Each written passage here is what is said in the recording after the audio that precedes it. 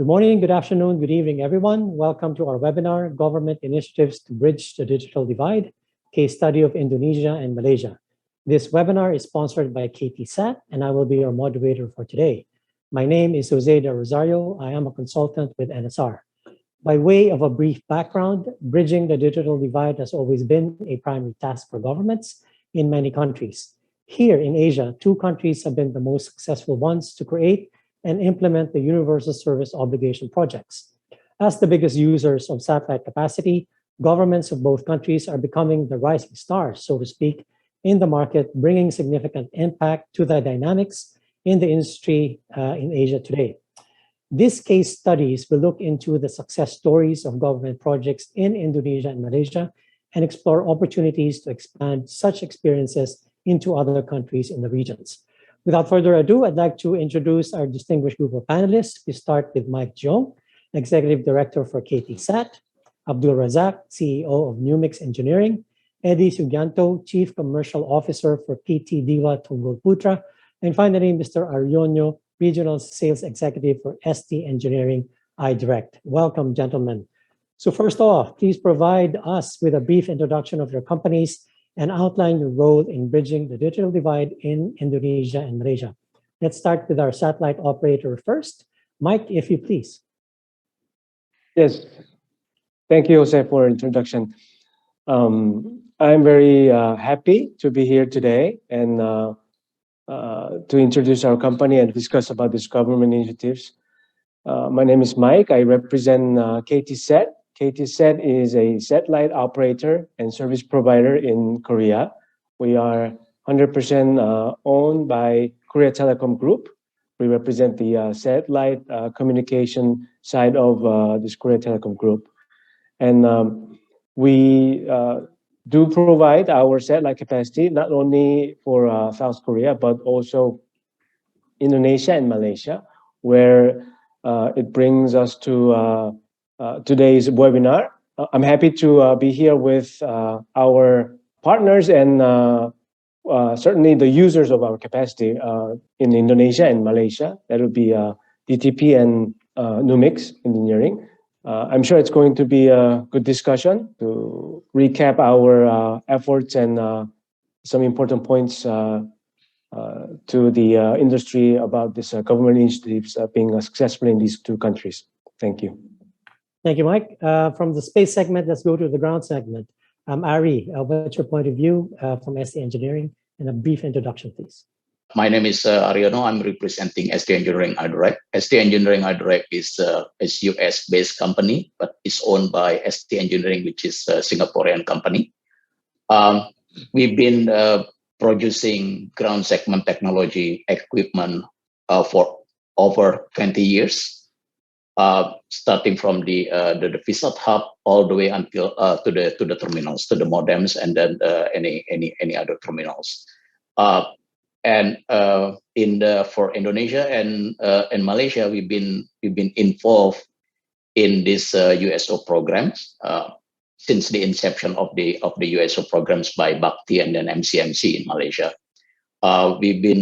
We supporting our partners both in Indonesia and Malaysia. Directly and indirectly by providing our VSAT technology, the hub system, the baseband hub, and then the remote terminals. Not only that, in some cases, we even go even beyond what our own products. We can provide everything starting from the gateway all the way until the remote terminals. Basically, in the satellite ground segment equipment, we can cover A to Z and then the whole 9 yards of the ecosystem.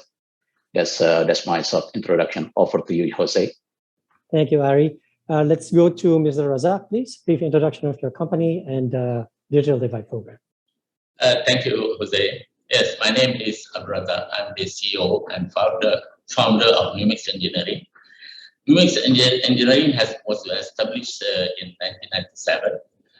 And we've been in the market since then, especially in the fields of telecommunications. But we are also involved in the broadcasting as well as in defense industries. In telecommunications, we have acquired all the licenses required from APSCC back in 2009. From then on, we have ventured into a service provider. Yeah, we have been involved in this bridging the digital divide through our partner, Telecom Malaysia, during that time, where our engagement is more towards providing connectivity to the SMEs, SMIs in the rural areas, as well as the government agencies in the rural areas as well. So since then, through the government efforts in the bridging the digital divide, which started off, I think, early 2000, right? The government has implemented various stages of implementation through 5-year terms of implementation, in conjunction with the government budget, yeah, through various national budget, 5-year budget.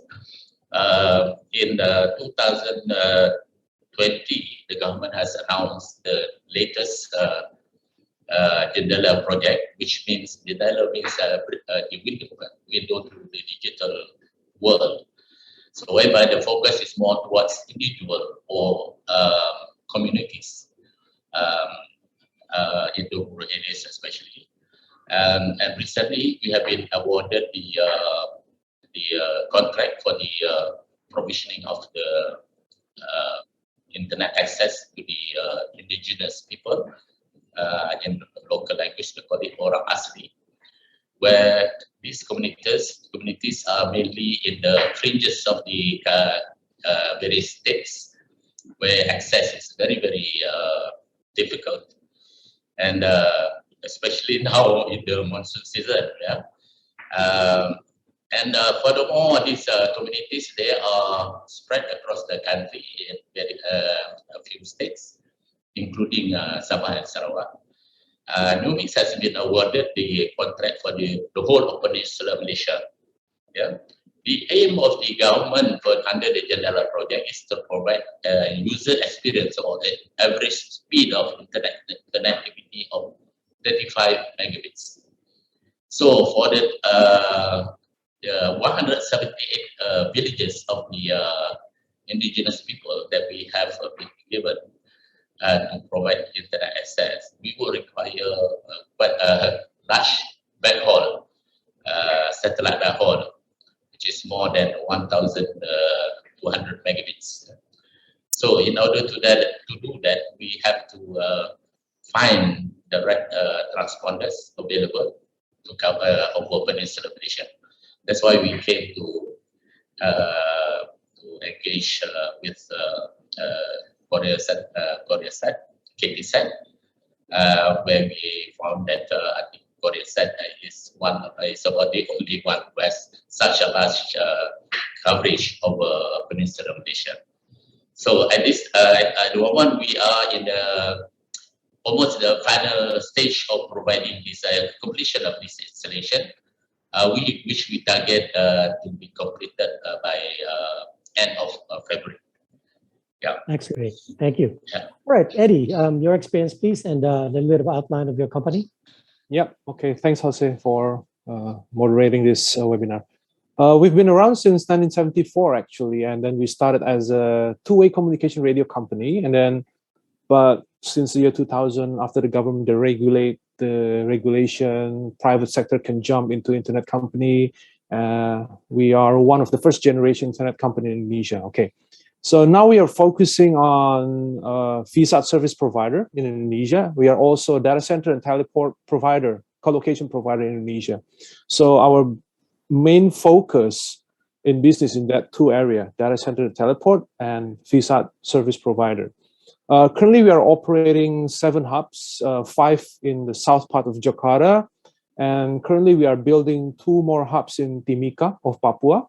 That is also, we will deploy KTSAT service in the next couple of months after we complete the hub constructions. And together with Bhakti, currently we already connected around 1,600 sites across Indonesia, which includes schools, health facilities, regional government office, and like communities center in the archipelago. That's my brief introduction, Jose. Great. All right. I'll stay with you, Eddie. So Yeah. Bhakti is really ambitious. I think 150,000 sites. It's getting traction, lots of capacity demand. And again, you mentioned that KTSAT is involved. It's being touted as a success story, even if the sites haven't been connected yet. Yeah. And we had a webinar before that it's a template, but was it easy to implement this project together?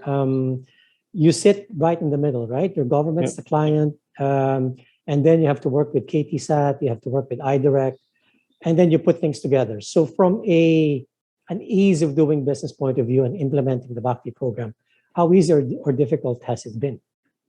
Yes, for us, based on what we experienced through the years in this delivering the service, as you mentioned, we are sitting in the middle, kind of a service integrator or broker or something. But again, we live in Indonesia. It's a vast archipelago. The geography is very difficult. So what we experience is the most challenging is the geography, number one. So the villages are scattered across the islands. Some have good logistic infrastructure. Some have none of it. I once visited. I need 2 days to reach the village using airplane, by car, by speedboat, and then lastly using motorcycle to reach the regional office. So I think that is the biggest challenge in deployment. Okay, and then the second thing is since this is USO funds, it will include compliance, accountability. You have the Corruption Commission watching over you, the the government audit agency. So the second challenge is the administration process. It's a painstaking process. You really have to comply to everything, every aspect of regulations. So I think that is the two most challenging and most the two most challenging hurdles that we face in deploying this kind of projects with Bhakti and the USO. Great, and you've managed to surmount that, and congratulations. Yes, yeah. Okay, Razak, the experience in Malaysia, is it similar or? Oh yes, it's very similar to that. Apart from the demography that we have to face, especially now for this satellite. Actually, I think this is almost the last phase of the government efforts in bridging the divide. Where we come to the areas where it is very remote and the normal, ordinary terrestrial form of connectivity is almost impossible, or if not, commercially prohibitive. But in terms of regulation, it's almost the same as in Indonesia, where all the agencies are involved, and the corruption agencies, the administrative part of all the that observes the accountability and so on. There, yeah. So that's it. Is it very different? Sticking with you, Razak. So I'm sure you have commercial customers, you have government customers. Are the two very different in terms of dynamic and ease of doing business with, or it's the same? There's a slight difference there, But in terms of government, of course, the government has many agencies that is involved rather than under one roof sort of thing, So for the private sectors, I think it's much easier. But under the government, I think because of the bureaucracies of involving various agencies, time is actually of essence. Yeah. Okay, Eddie, same thing. I know that or maybe I'm mistaken, but what I know about Bhakti is that they're trying to get all parties involved and really put the commercial sector in the forefront in implementing Bhakti. What are your thoughts in terms of dealing with the government and dealing with the commercial sector? Is it difficult, easier? Yeah, again, in line with what Razak said, that a lot of agencies involved in this USO fund, because it is from it is people's fund, right? So the money come from, even though it is from telcos, but still it is kind of let's say, not official tax, but it is a fund that everybody is watching into it, right? So Yeah. there's the corruption, everything. So again, a lot of bureaucracy, a lot of paperwork, a lot of technical audit, a lot of site surveys, SLA, everything is very much difficult. I mean, it's very difficult to assemble all the requirements, all the administration process, comparing to like a private sector, which is it's just a maybe one by one contract with some enterprise, and then related to the geography. Usually, what we serve to commercial or private sector, it's easily accessible, Jose.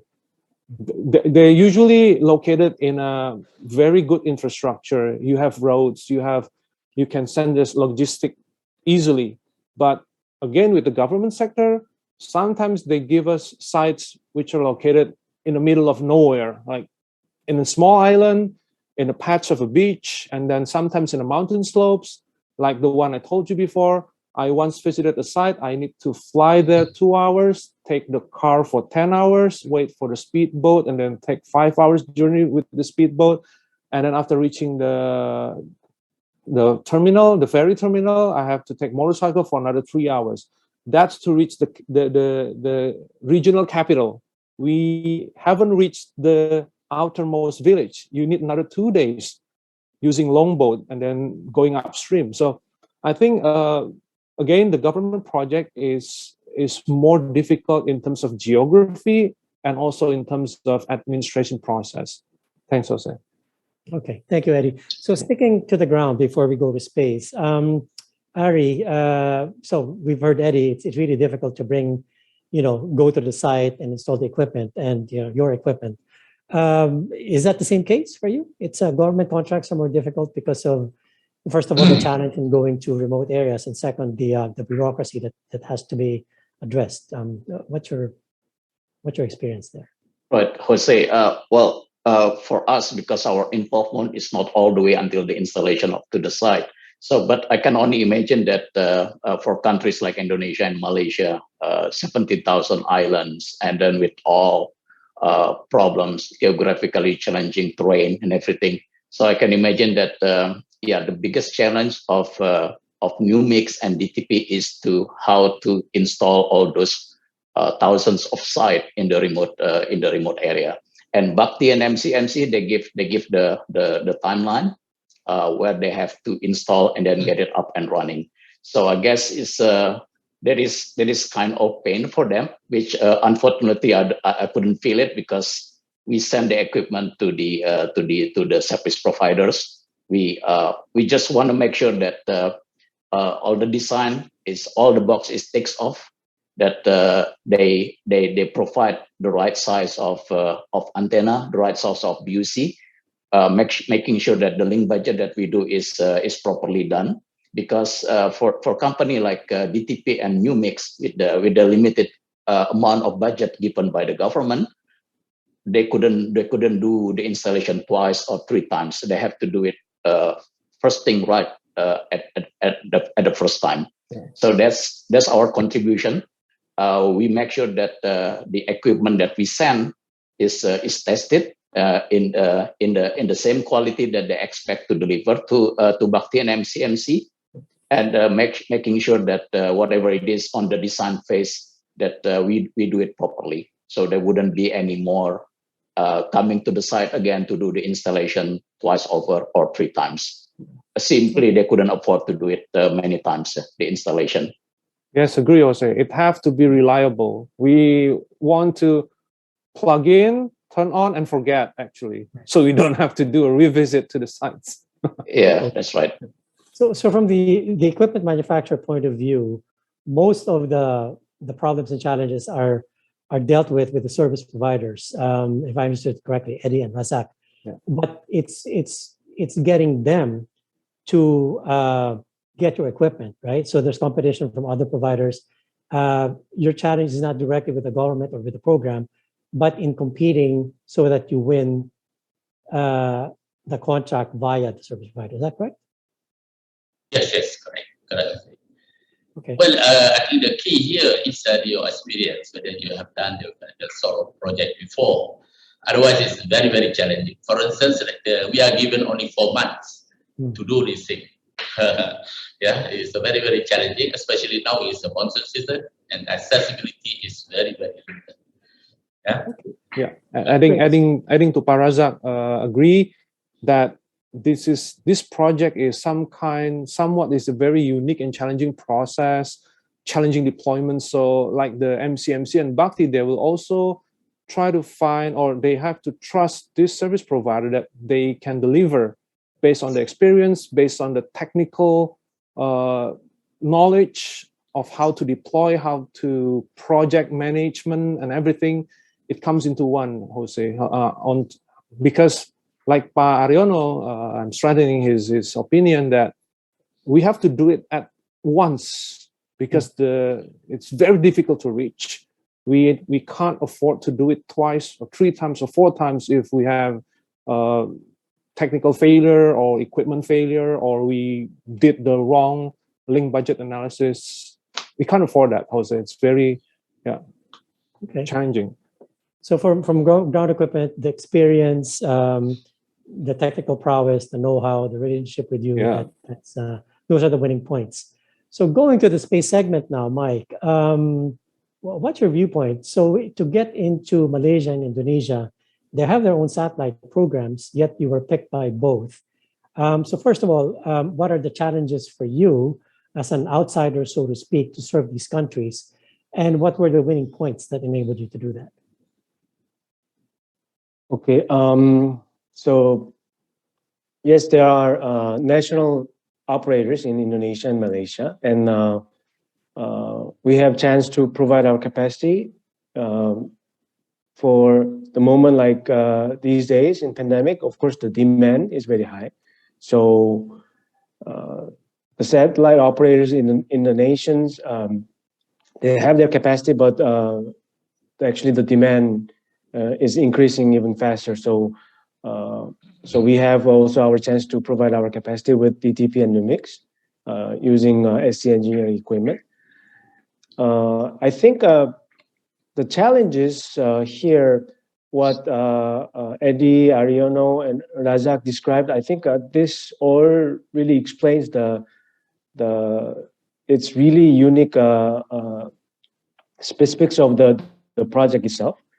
And I think as a satellite operator, KTSat has to be, and we always been very flexible, and we really learned that we have to be very patient to deal with this project when it comes to a government project like in Indonesia and Malaysia. For example, the cases where Eddie had to travel with many different ways to get to the sites, and usually satellite operators to support their activation, CPR tests and everything. Normally, NOC will require to our customers, please share the schedule maybe 24 hours ahead or at least few hours before, so engineers can get on and support the remote activation. But remote situation like this, they cannot really predict exact date, exact time when they will actually reach the site. And so it was really our attention we especially have this experience with DTP when they had to activate so many sites. I think it was like 300 remotes within a week or something. Yeah. And we really had to fulfill this timing. And it was our huge internal understanding that we had this kind of process made up with our NOC to support directly the remotes of DTP for their fast activation.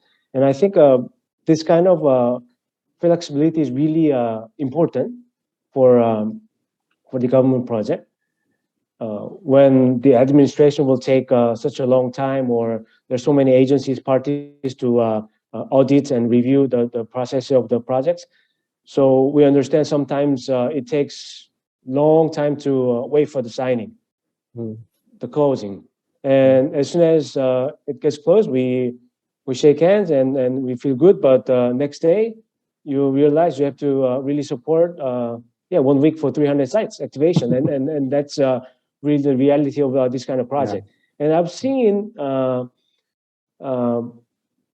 in a office room in Indonesia where the engineers are packing small boxes. There were so many employees packing these small boxes of iDirect modem, and I asked them what's happening here, and they're doing what Aryono was explaining. They're setting this up so they can deliver and plug in and activate and leave. So that's really how efficient that this kind of project has to be. So I think all of the package, the satellite has to be there, and the support, especially for NOC or any type of troubleshooting support, has to be really standing by for the most more than any other project. I think that's going to be our breaking through the hurdles. Great. All right. Well, so far, if we're trying to look for a template, what I'm hearing at least is that, first of all, it's difficult because you have to go to remote areas and just the installation process, and they want you to turn it around in a week or 3 months with so many sites. That's already a big challenge.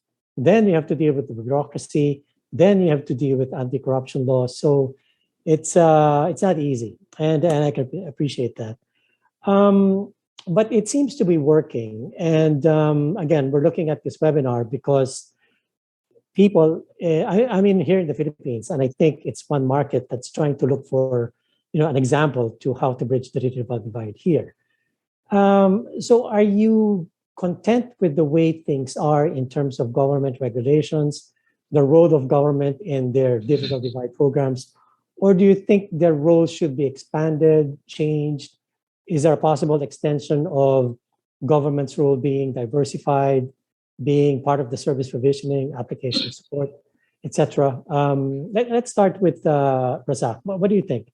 Is what the government of Malaysia doing enough, or do they need to do more? Yes, I think the government has to do more, especially now that the digital connectivity is becoming a must for everybody. Yeah, especially we have observed since the pandemic, the requirement to have access to the internet is most crucial, especially when the government wants to implement the new what we call this monitoring and control of the pandemic. Yeah. Even the government has their own special application in terms of monitoring and the people, whether they have been vaccinated, and so on, status and delivery of vaccines to the rural areas, especially. So this is no longer a luxury or just a need, but it becomes a must for people to have connectivity, especially with the new lifestyle. So the government must consider their approach towards reaching the remotest people to provide internet coverage. I think there is also something that they have to review in terms of technology, the usage of technology and so on. Especially now that what we are doing now is actually providing internet connectivity to pockets of small or scattered villages in the rural areas. So cost is the most important issue. And I think the government has put so much stress towards implementing cellular coverage. Yeah, everybody knows that the cost of development for cellular technology is very expensive. And the other requirement is, of course, now especially when it comes to 4G, 5G, it's compulsory to have the backhaul using fiber. So there is no way that we can provide fiber connectivity or provide points of presence for IP transit in the rural areas in a very cost-effective way when we are reaching only pockets of people in the very, very remote areas. So that's why I think government has to change their view on how to adopt technologies, especially in bridging the digital divide. Instead of focusing too much on cellular technology, they have to focus also on the usage of other technologies, such as using the very low frequencies, and they have to use Wi-Fi technology and a combination of with other backhaul system like satellite, or even now there is a new technology coming, which on the horizon, which is the LEO technology. Well, I think this will become the something that we can look forward to in the future, for access to backhaul. Okay. Okay, interesting point. So more technology. Do you share that view, Eddie?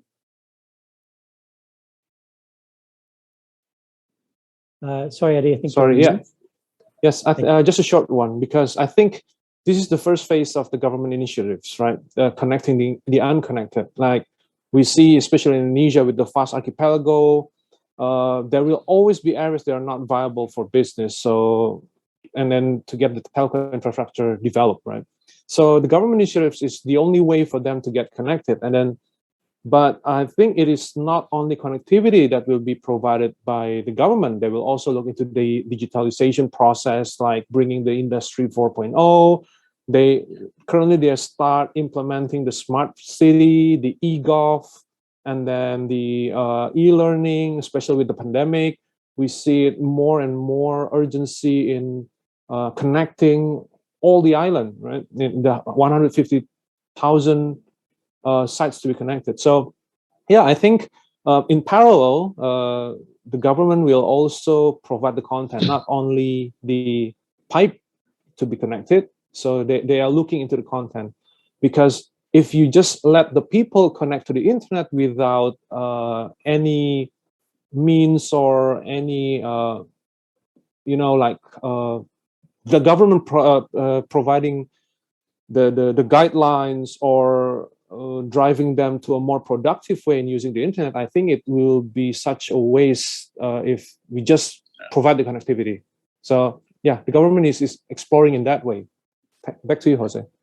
Okay, thank you. So far, what's needed? The government is doing great, but you need more technologies, according to Razak and according to you, Eddie. They have to expand. It can't be just providing connectivity. You have to have advanced services, M2M, IoT, smart cities, smart highways, etc. Going to you, Mike. Razak mentioned LEOs as part of the toolkit for bridging the digital divide and going to other services, as Eddie mentioned, into cloud and others. What do you think of that? Do you have a LEO play, or how do you address this new technology that the service provider want, and what would your offering be, and your views on LEO and what you can offer? Yes, I think LEO, in terms of new technology, new satellite constellation for more satellite communication, I think it's very important for this type of cost-sensitive projects.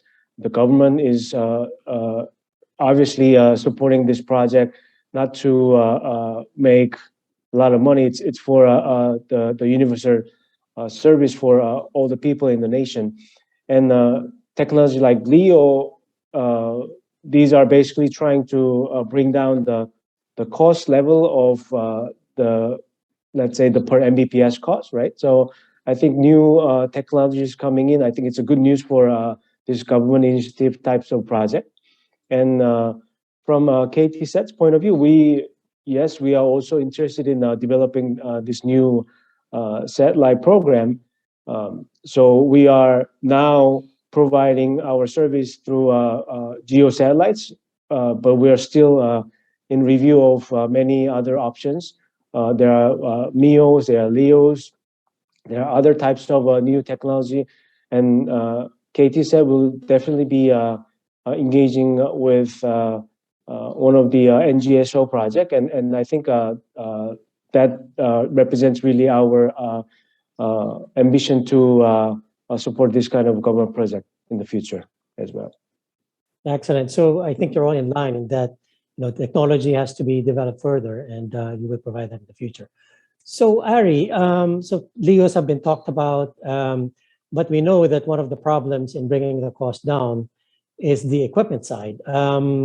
Terminals have to be developed, and antenna systems, inexpensive ones, have to be developed as well. Does ST Engineering have that capability today to address GEO, LEO, and then if they're using both solutions, that you can offer a single box so that it's inexpensive to the end user and for the government program too? Right. Yeah, we've been working on the GEO and then MEO. LEO is coming. That's the fact of life. That's something that we have to be ready. There's a work internally that we have to be ready for the LEO to provide the equipment that basically can support multiple orbits. So GEO, MEO, and LEO. So there's work in progress for that. We have to be ready. That would be the next wave. But before coming to LEO is I think the next wave for the Indonesia and Malaysia, that would be a high throughput satellite on Ka band, which is now start coming in Indonesia and then in Malaysia. Even Bapti is already decided to launch their own satellite, which is based on the very high throughput satellite, 150 gigabps on Ka band. So yes, LEO is coming, but before LEO, the interim wave, that would be Ka high throughput satellite.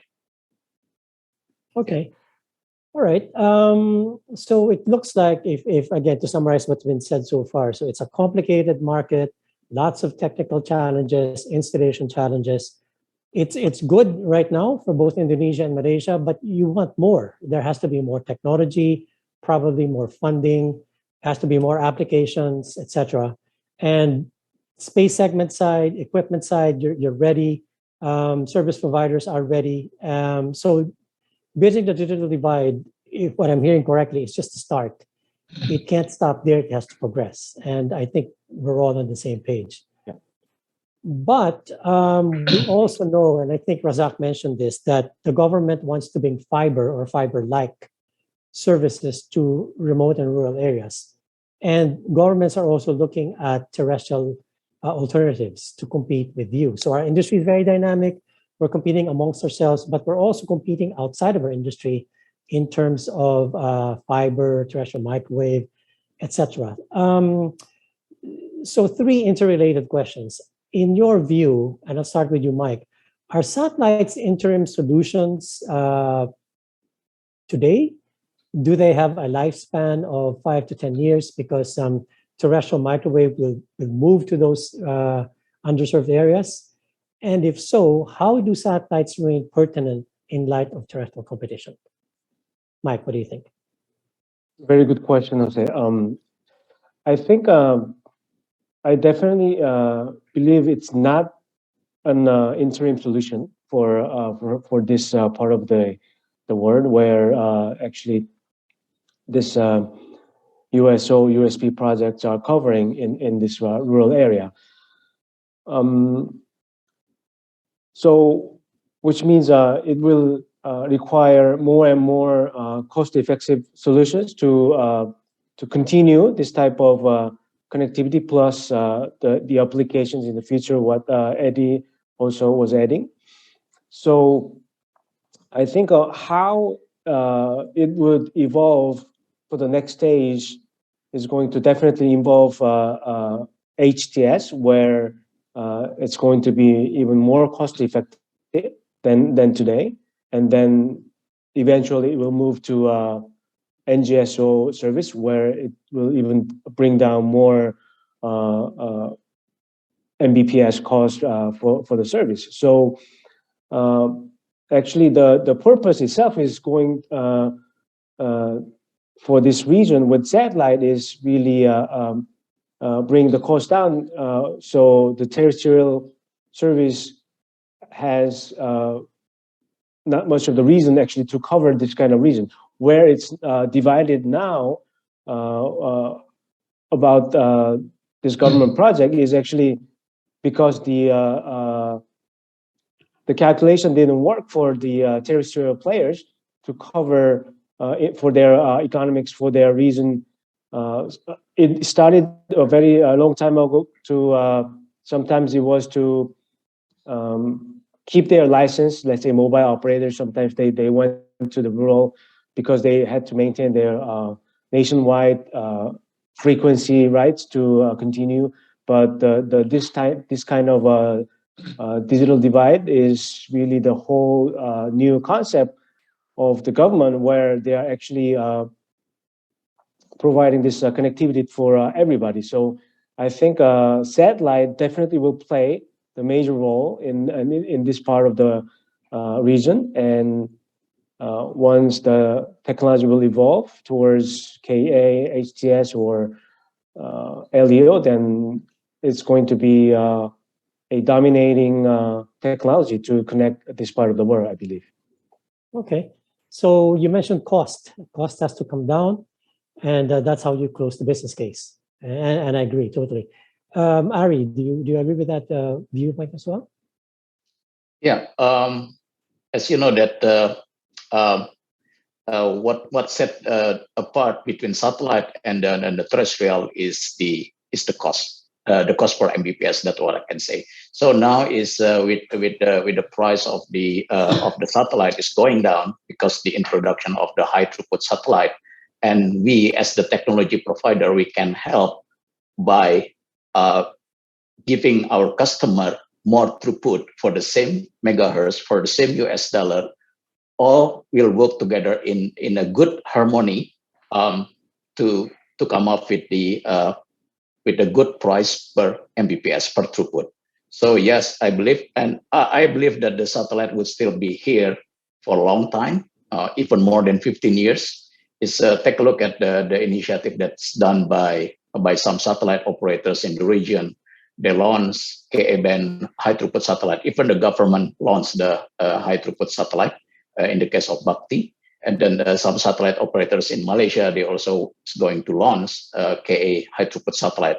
So that shows one thing, that the confidence in the satellite, that the satellite will be here for a long time, is there. We have all the confidence that the satellite will be here for a long time, for good.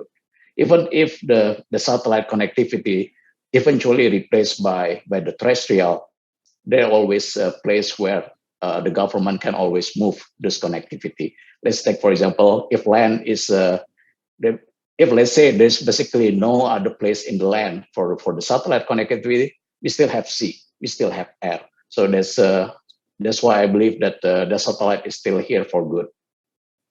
Okay, and I guess they compete, but also complement what telcos need to do to reach their universal service obligation targets. Okay, so Eddie, do you agree? Satellites are going to remain here. I'm sure the government has pressure from service providers to deploy other equipment, and terrestrial folks are offering their services to you as well. What do you think? Satellites Yes. are here. Yeah, Jose, especially in Indonesia, because we got 17,000 island, right? And then 6,000 of it inhabited. So, and then various landscape, from small island in the middle of nowhere to the mountain slopes in the interior of the island, like Borneo or Papua. So I believe that terrestrial won't be able to connect them. That's for sure. So demand for satellites will always be there, be that GSO or NGSO, as long as the common way we connect is through the sky, right? So the sky cover everything. So satellite will always be there. Terrestrial will always has its limitation. It cannot cover the whole planet surface as a satellite does. So agree with you, it will be a complementary service between terrestrial and satellites. It won't be a competition in such a way, but it will be covering each other. Where terrestrial cannot cover, then satellites will come into play. So yeah, it will be forever, like up to the next level of technology maybe. But as long as we need connectivity, then the satellite service will always be needed everywhere in the world. Thanks, Jose. Okay, thank you. Razak, you agree? Yes, I agree. Yeah. I believe the satellite will remain. Yeah. for the next maybe perhaps 15 years or so. But in the next 5 years, I think there will be a very huge change in the satellite, especially when the LEO and MEO is coming into play. Yeah. So that will be determine what's how the way forward in terms of satellite technology. But of course, it boils to the price per megabit, as we mentioned earlier. As for rural, the average population per square kilometer is around 100 people. So you just can imagine in terms of commercials, how to sustain our cost of delivering such service for such small pockets of people.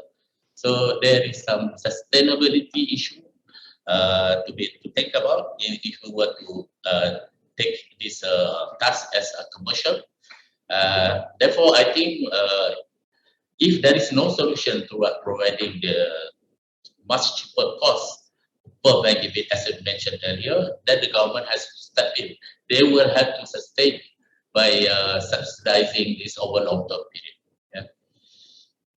Yeah. Okay, thank you. So if we're looking at a case study for both countries, so far, and please add on if I'm missing key points. So far you're saying, what I'm hearing you say is that bridging the digital divide based on government programs is complicated. The areas that needs to be divided in order to install those facilities is very difficult.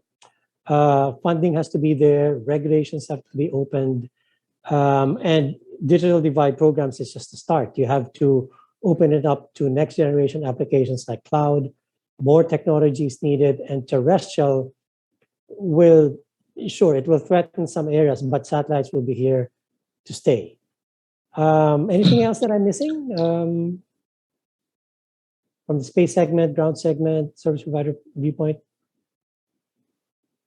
Yeah, like the one you mentioned before, you asked Mike about GSO and NGSO. I think it also will be a complementary service because our bandwidth requirement is getting higher and higher, right? The apps require more bandwidth, and it's always more bandwidth. So even though GSO will provide lower pricing but still it has its limitation with small satellites. The throughput is limited compared to the GSO satellites, right? So I think by the end of the day, GSO, NGSO, also MEO, they will play their own part in providing these services depending on what application going through, how much bandwidth the application need or the content needs. So yep, I think it will complete each other. It will have its own segmentation. It will have its own market application and everything. So players like KTSat, which are still with the GSO, and maybe later on they will go with NGSO. I think we all will focus on the main thing, which is connecting the people. That's it, also. Okay. Yeah. All right. So first, congratulations to all of you for targeting and making things possible in Indonesia and Malaysia. What's next? What's the next markets here? So the two have already set the standards, big government engagement, anchored on a government program.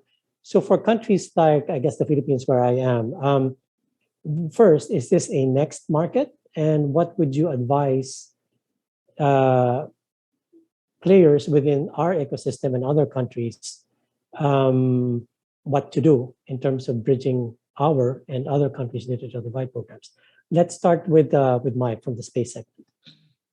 Well, actually, can I return it back to you, Jose, asking your opinion about is the Philippines going to be possible for our next market, or how do you see it listening to all these opinions from Indonesia and Malaysia?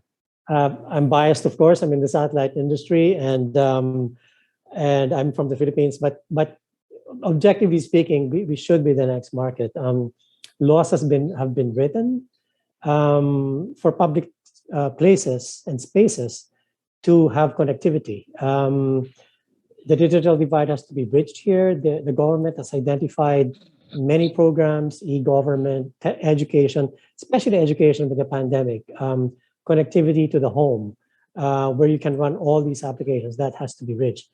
They say the devil lies in the details, right? So the laws are there, the initiatives are there, and companies are coming in. Like Pacific is very active here. I think KoreaSat is beginning to knock on doors. Even SpaceX has a partnership with ABS. So the initiative is already there. What's lacking, I think, is how. The why, the what, the regulations are in place, but it's the how. And again, the big answer to the how is how to drop the price point, the total cost of ownership in order to bridge this. And I don't think we haven't figured that out yet. So going back to you now, Mike and others, how do you, yes, we're ripe for the picking. We are the next market, I agree. How do you enable this market to be able to afford connectivity in remote and rural locations? So starting with you, Mike, what do you think? Yes, I think it's very important to understand how this type of project would be initiated in the beginning. So the government's plan and their willingness to show their trust in the market, I think that's really important. And at the same time, the partners like here, these gentlemen, we really need the partners and the local partners where who's understanding the details of the market very clearly. So I think where it's going to be the next, I think where the government would show their intention and their trust to the people, to the market, I think that's going to be where. And at the same time, the partners in that country, the certain country, will really take that as an opportunity to provide their service, not only increasing their business, but actually do make this connectivity for their people. I think that's really important points. And listening to the situation in Philippines, I think there should be a certain formula that we can work out and find the points where what we learned from Indonesian Malaysian case. I think yes, you're correct. There lack of some part, but there's still many potentials in Philippines as well. Many players are looking at this market. So I think yeah, we'll be happy to try our best to find the answer for the formula as well. And I think our experience, this webinar, our relations to these great team here, I think it's going to be really key to find that answer for the formula. Great. Yes. All right. On the ground equipment side, Ari, what are the next markets? Well, I agree with you, Jose, that a Philippine in iDirect is yeah, we enjoyed so much growth in Indonesia and Malaysia, and number 3 is in the Philippines. So it's we saw like a couple of hubs in the Philippines last year, and then everything thanks to the ICT, everything is to support the ICT connectivity programs. Even as we're talking now, I just had a call with one of our partners in the Philippines. Is they're going to spend more budget before the presidential election. You know, it's like this is something that I also want to say, that USO program, a connectivity program, bridging the digital device. At the end of the day, it all depends on the political will. And for Indonesia and Malaysia, they've been doing it consistently. Not so much that I see in the Philippines, because I think it's because the ICT, the management change, and I understand that your president is only can have one term, and every time there's a new government, there would be a change in the policy. This is something that I haven't seen in Indonesia and Malaysia. Hopefully, it's not going to happen. But in the Philippines, that's not the case. I think it's Philippines needs more political will from the government, that bridging the digital device is the top priority, especially in the pandemic era like this. Great. All right. So one piece of advice for us here in the Philippines is to continue the digital divide initiatives, even if with the next president. So Yes, that's right. Hopefully, the next president will follow whatever it is that the ICT has been doing very well. But the ICT needs to ramp up to the level that Indonesia and Malaysia is doing currently. okay, Yeah. all right, Razak, what's the next market in your view? My next market personally is the Myanmar, because Numix has been involved in satellite business in Myanmar since 2017. Yeah, we have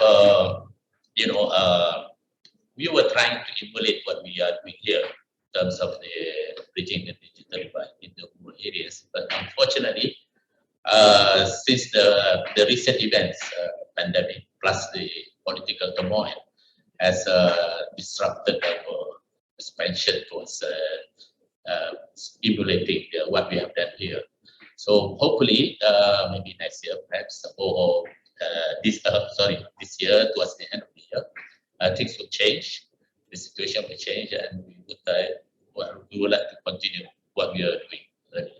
Yeah. Great. All right. Thank you. So we have the Philippines, Myanmar. Eddie, any others to the list? Yeah, this is personally my opinion about who is the next, who will be the next market besides Philippines. I would say Nepal, Brazil, Mongolia, and Canada, the country with challenging geographical properties that will need satellite connectivity. Okay. And then as for the Philippines, I think if they want to copy and they want to replicate the template from Indonesia and Malaysia, the first thing is to strengthen the regulation and law first. That's the most important thing, right? That's the case with Indonesia. We have the USO project back in the years prior to the previous president before Jokowi, right? And then you see that USO, it's been changing, it's evolving, become better and better and better. And then now we can be proud of the current USO. So this is the most important thing. And then the second thing is the technical issue, the how to deploy. Like I will give one example in Indonesia that we have to design all the equipments, the length of the equipments, no more than 2 meters, because we will have to fit it in a small plane. If we design like the pole more than 2 meters, then we cannot take it. We cannot fit it in a small airplane. So that kind of details that we need to address in deploying this kind of technical issue with deployment in such rural areas that can only be reachable by small planes like Cessna or something else. I think that's my point of view, Jose. Okay, great. All right. Well, we have come actually towards the end of our webinar. We're almost on top of the hour. I'll stick with you, Eddie. So closing statements, please. I think a lot of people are congratulating Malaysia, Indonesia in terms of your programs. In terms of closing statements, please provide lessons learned, things that still need to be done, and in order to make this further success, not just for your countries, but for other countries such as the Philippines, Myanmar, and the other countries that you mentioned in bridging their own digital divides. So Eddie, closing statement, please. Again, like I said before, that the first thing is the regulation, the political will, the law, and everything surrounds it in terms of an administration process, because this is USO fund. This is the money from the people, so it has to be accounted, every penny of it. That's the first thing first. And then the second is technical issue, how to deploy it very fast in a short term of period.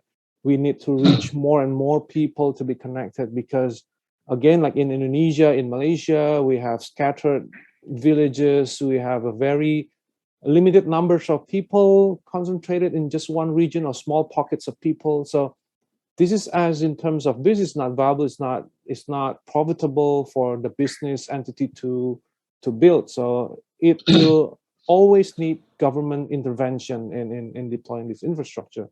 So again, we are very proud with our own USO. Is in a good progress. We will. It's not perfect, but we are getting into it.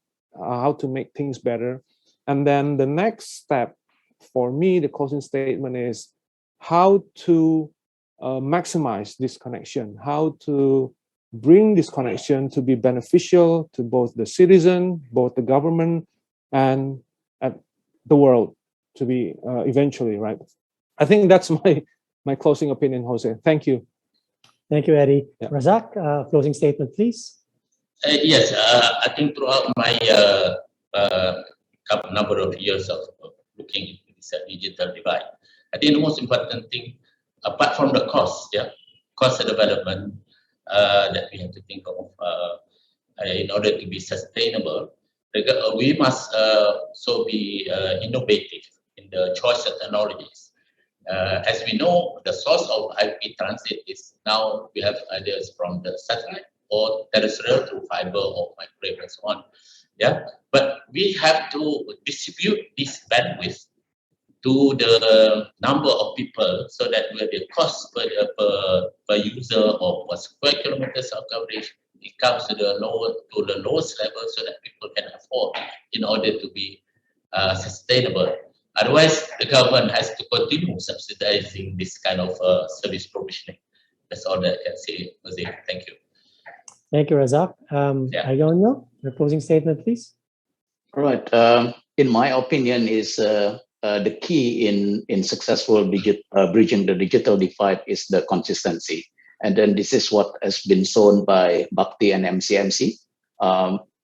Consistency is like running marathon. You have to keep running with the same pace until you finally cross the finish line. And I couldn't thank enough for Bhakti and MCMC. Is they growing, they adding more active connectivity. That means it's also growth for us. And the second thing is besides consistency is how we optimize, how we make the network more efficient. Because at the end of the day, it is the government's money, it's the people's money. So we have to maximize the throughput, for the same US dollar. Thank you. I like that. Bridging the digital divide is a marathon. It's not a sprint. It's long term. It's a very nice analogy. And finally, and certainly not the least, our webinar sponsor, Mike from KTSAT. Your closing statement, please. Yes, I will have to repeat, consistency is the key, I think. And for us, it's about focusing on our customer, which means the government in local, the partners in local. So we focus on listening to what their pain points are, what's happening in the local to really make this connectivity. So being patient, being flexible to listen to what their needs are, I think that will be our key until now and for the future as well. Thank you. Great. Well, thank you so much, gentlemen. Very interesting webinar indeed. We will closely watch developments in Indonesia, Malaysia. And I think, our viewers from countries such as the Philippines are taking notes, and hopefully whatever success initiatives and takeaways they have got it from here, they apply to their own countries as well. So gentlemen, thank you so much. Thank you so much, APSCC. Thank you once again, KTSAT, for sponsoring our webinar. And have a nice rest of your day, everyone. Thank you.